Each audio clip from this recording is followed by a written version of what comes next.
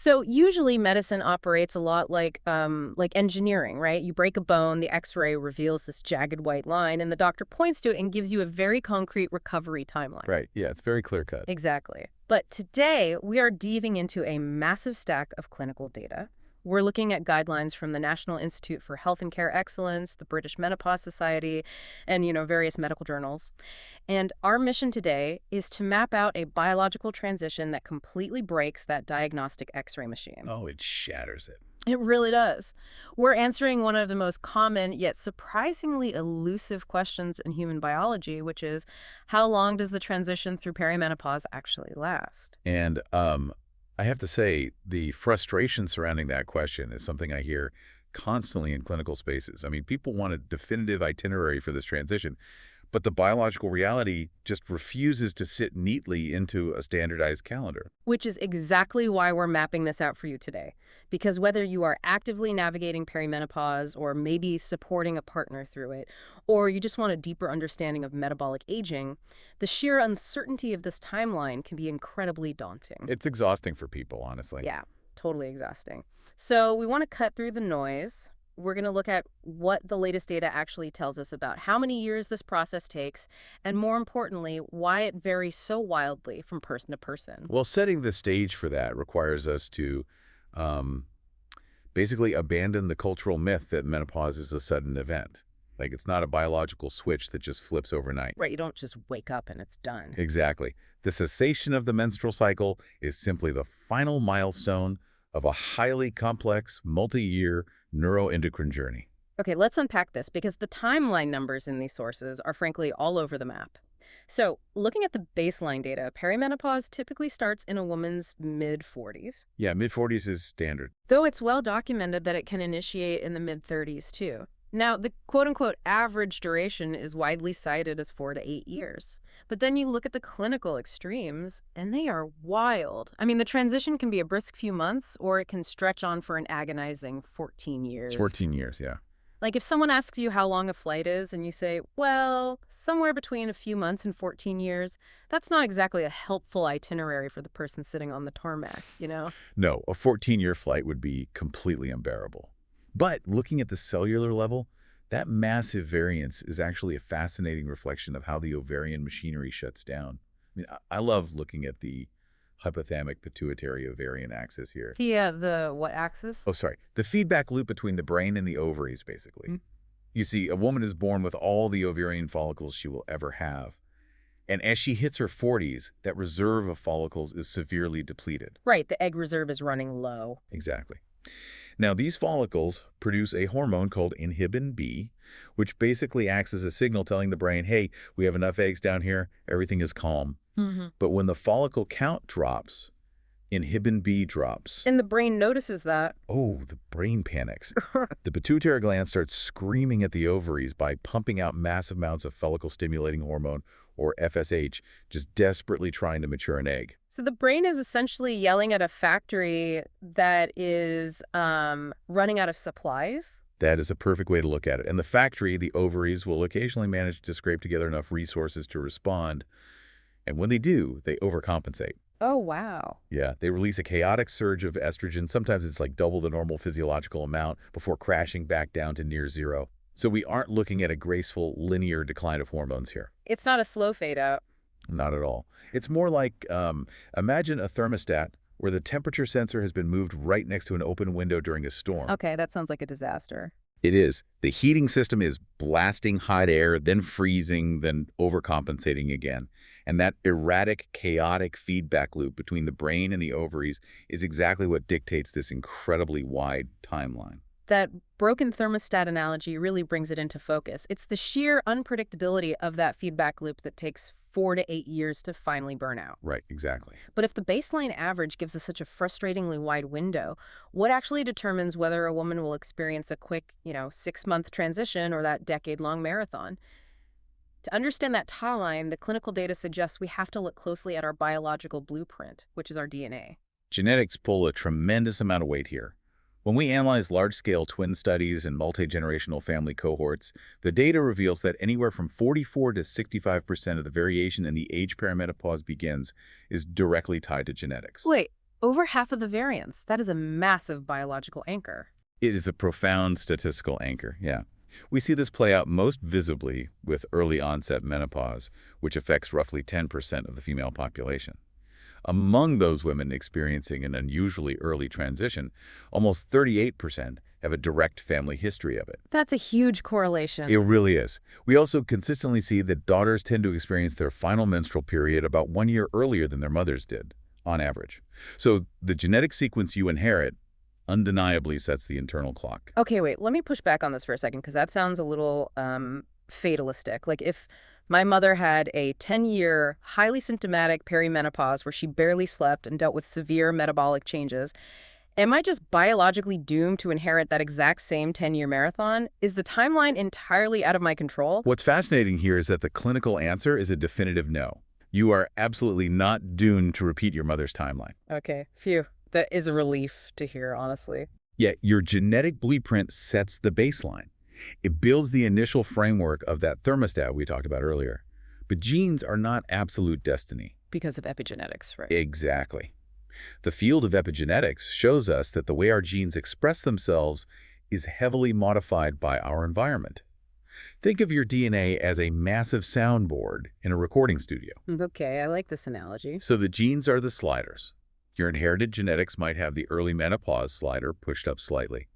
But your daily environment, your behaviors, and your cellular health, they act as the sound engineer, actively pushing those sliders up or down throughout your life. Oh, that makes so much sense. Right. So while genetics account for roughly half the variance in your timeline, the remaining half is highly dynamic and malleable.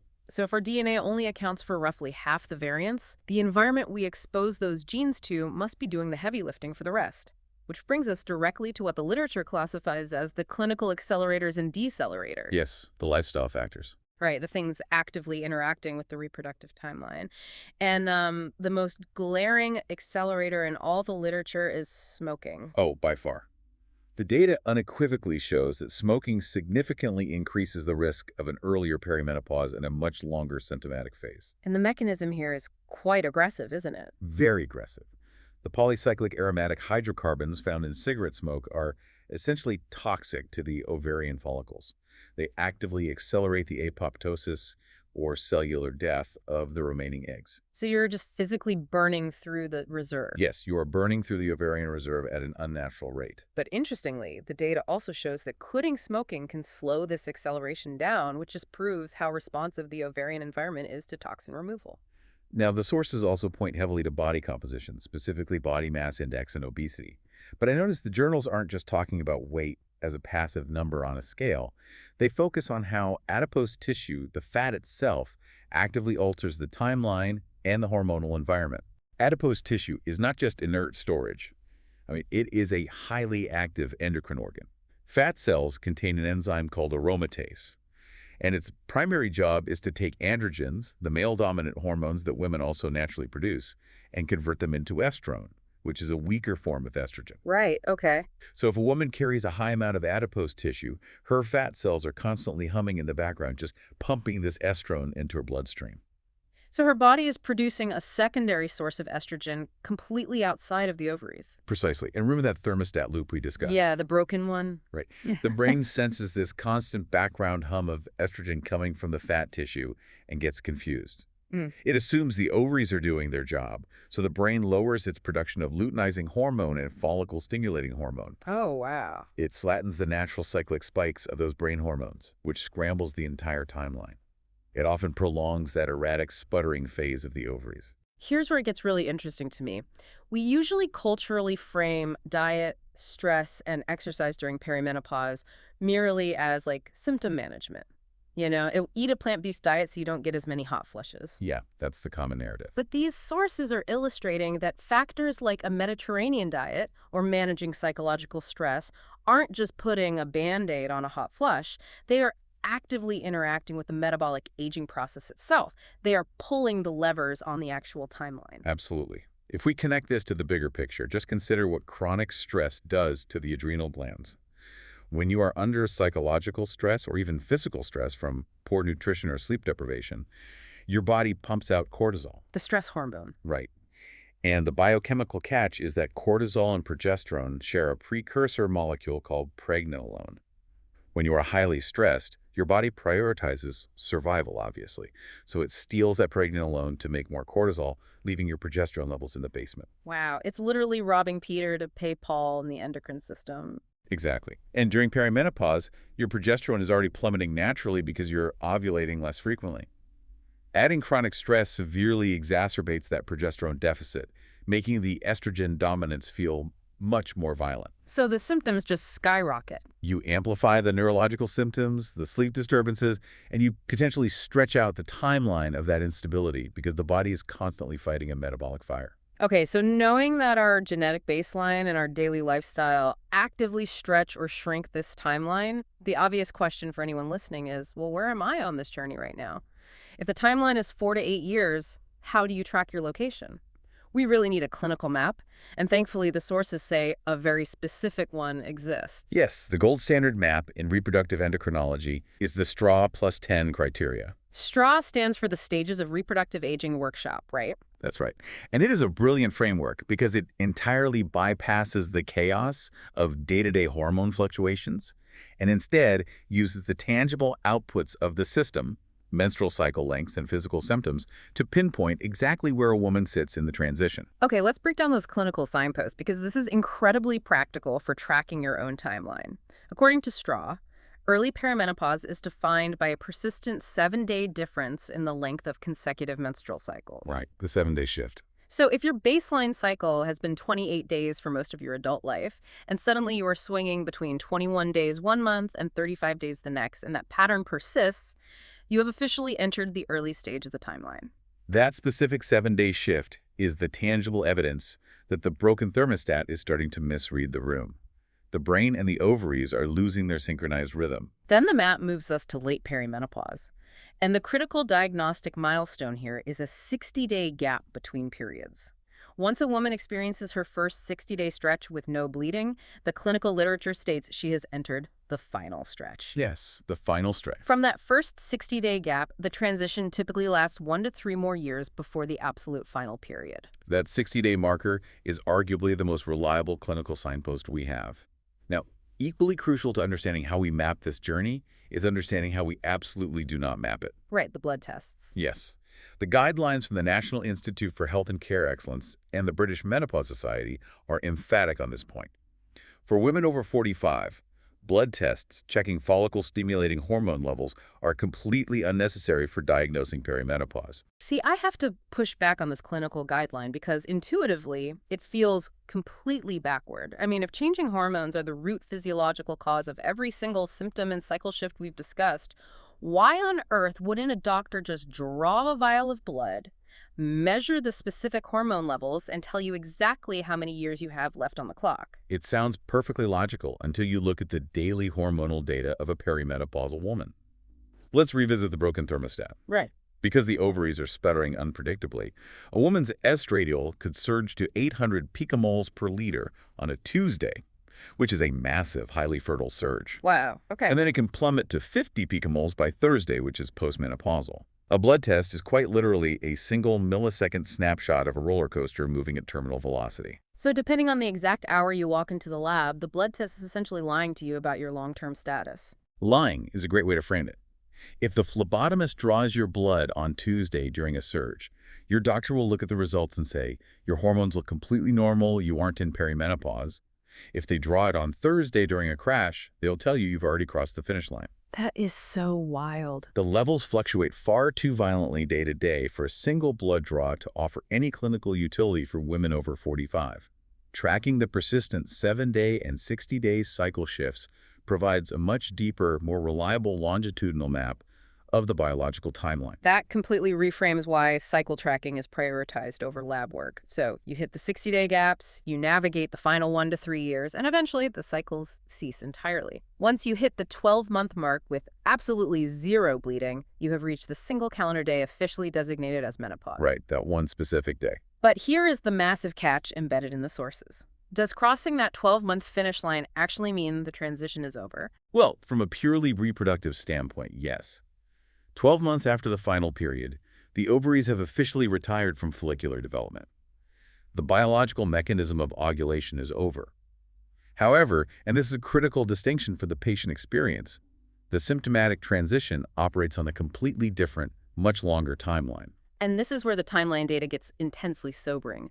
The reproductive phase officially concludes, but the symptom tail drags on significantly. Very significantly. Let's examine vasomotor symptoms, which is the clinical term for hot flushes and night sweats. The data shows these vascular symptoms last an average of 7.4 years in total, meaning they typically persist for a full 4.5 years after the final menstrual period. And remember, that 4.5-year postmenopause tail is just the average. We must look at the clinical extremes to understand the true scope of the timeline. For 20% of women, these vasomotor symptoms persist for up to 15 years. 15 years.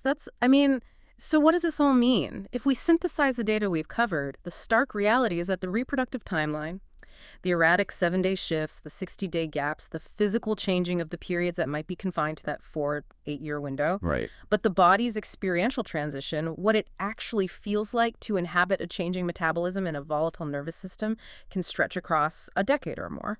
And this raises an important question regarding the cultural and medical paradigm surrounding this entire phase of life. Yeah. Because that symptom tail is so incredibly long, the traditional concept of just enduring the transition is medically obsolete. Thank goodness. Right. For generations, women were told to grit their teeth and wait for the hormones to settle. But waiting out a potential 15-year window of sleep deprivation, cognitive brain fog, and vascular instability is fundamentally devastating to a person's long-term health and daily quality of life. Enduring debilitating symptoms is not a mandatory physiological tax for getting older. The clinical guidelines are incredibly explicit that medical intervention, specifically modern hormone replacement therapy, alongside the lifestyle decelerators we discussed, are profoundly effective. You don't receive a biological medal for white-knuckling your way through a 15-year symptom tail. Absolutely not. The availability of body-identical transdermal estradiol and micronized progesterone allows us to bypass the broken thermostat entirely. We can provide a steady transdermal background hum of estrogen that calms the brain's chaotic signaling, stabilizes the vascular system, and effectively neutralizes that prolonged symptom tail. So let's summarize the map we've drawn for you today. The perimenopause transition is not a standardized engineering timeline. It is an incredibly individualized biological journey. It averages 4 to 8 years, and it's driven by a dynamic 50-50 interplay between your inherited genetic baseline and your daily lifestyle environment. And while expensive blood tests won't give you the answers, the timeline is clinically mapped by clear, trackable milestones: the early 7-day cycle shifts and the late-stage 60-day gaps. Right. Crossing the official 12-month mark of menopause does not mean the physiological adjustments are complete. The symptom tail is a documented clinical reality, but as we said, it is a highly treatable one. Highly treatable, yes. But I want to leave you with a final thought to ponder as we close this deep dive.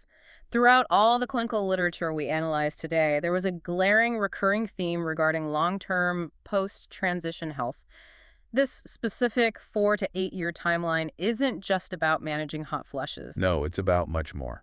The sudden drop in estrogen accelerates risks for cardiovascular disease, osteoporosis, and metabolic syndrome. Because estrogen receptors are everywhere, they're protecting bone density, maintaining arterial elasticity, and regulating insulin. It is arguably the most critical window of physiological change outside of puberty. Exactly. So if perimenopause is a hypersensitive window that dictates our future health, what if we stopped viewing this unpredictable 4 to 8 year timeline as a frustrating waiting game to be endured? What if instead we started treating perimenopause as the most critical biological training camp of a woman's life? I love that reframing. Right. A specific, actionable window to actively load the bones with resistance training, to protect the cardiovascular system, and to dial in metabolic health for the decades to come. Shifting from a mindset of endurance to a mindset of proactive metabolic preparation completely transforms the trajectory of the transition. We might not have a clean, comforting X-ray to show us exactly where we stand in the muddy waters of perimenopause, but we do have a map. We understand the mechanisms, and most importantly, we have the clinical tools to navigate it. Thank you for joining us on this deep dive. We'll catch you next time.